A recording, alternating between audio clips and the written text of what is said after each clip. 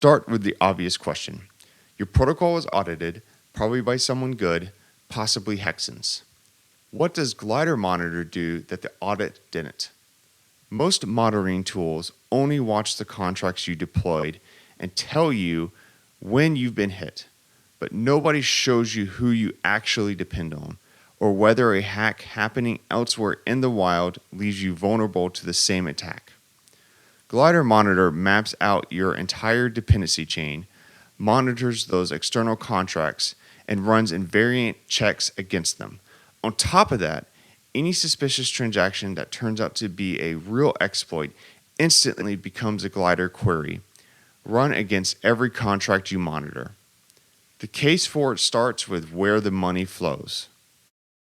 Halborn went through the 100 largest DeFi hacks between 2016 and 2023 and found that 29% of those attacks and 34.6% of the money stolen in them came from off-chain threats. That isn't a story about audits failing. The same report found audited protocols were only 20% of those incidents and 14.3% of the value lost. Audits work. However, an audit is a photograph. It tells you your code was secure on the day someone looked, within the frame they looked at, but says nothing about next month's upgrade or next week's exploit class. So the gap isn't bad auditing. It's that an audit happens once and your exposure keeps moving afterwards. Traditional cybersecurity already has a name for closing that gap: CTEM, or Continuous Threat Exposure Management, a framework Gartner introduced in 2022. Gartner defines it as a 5-stage loop running continuously rather than annually: scoping, discovery, prioritization, validation, and mobilization. Security isn't an event you pass, it's a state you maintain. That matters more in Web3 because when an exploit lands here, it's final. No chargeback, no rollback, so knowing early is close to the only leverage you have. Glider Monitor by Hexens is the first continuous threat exposure management system built for Web3. That loop, applied to deployed contracts, it starts with continuous scanning. You register the addresses you want protected, and from then on, they're watched around the clock.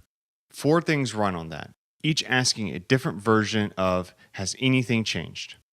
It reads every transaction that touches your contracts as it happens. It reruns every new exploit against your code. So code you shipped 2 years ago keeps being tested against new attacks. It tracks the contracts yours relies on, and it watches your own state against rules you say must never break. The first 2 of those happen in the same place, the world incidents feed.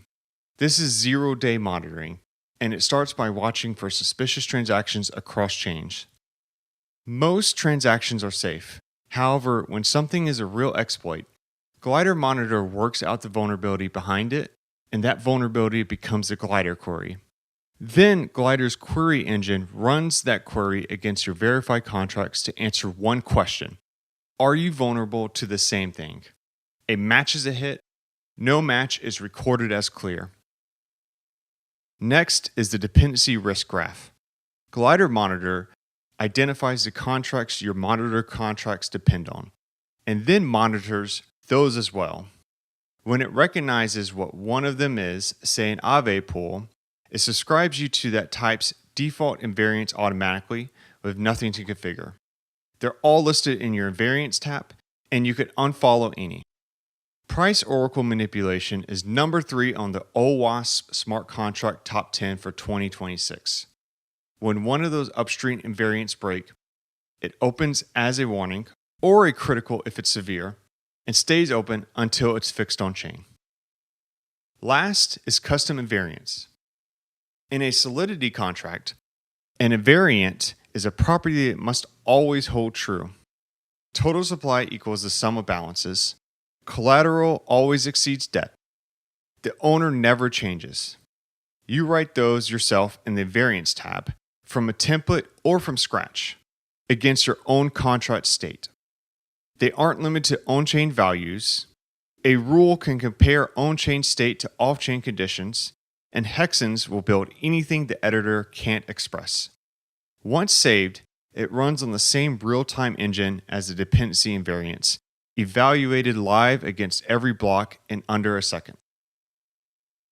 Watching transactions by itself has a blind spot. A transaction tells you what was called and whether it was allowed, not what it did to your protocol.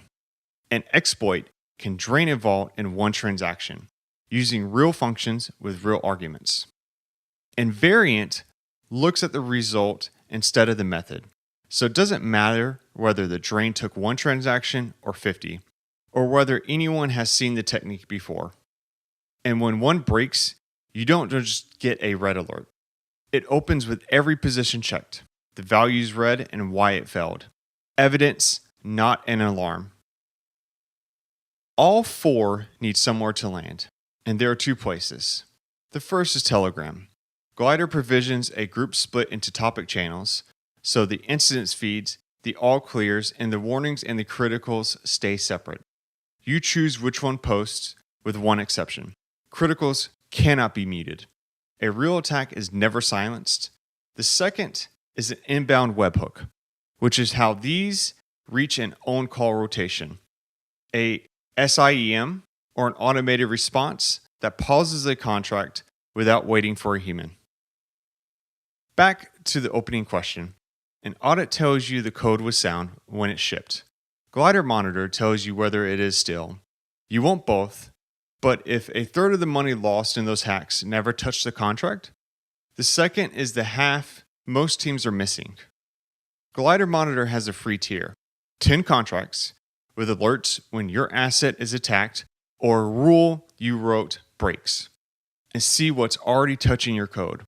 Security isn't something you passed once. It's something you maintain. Start maintaining it with Glider Monitor.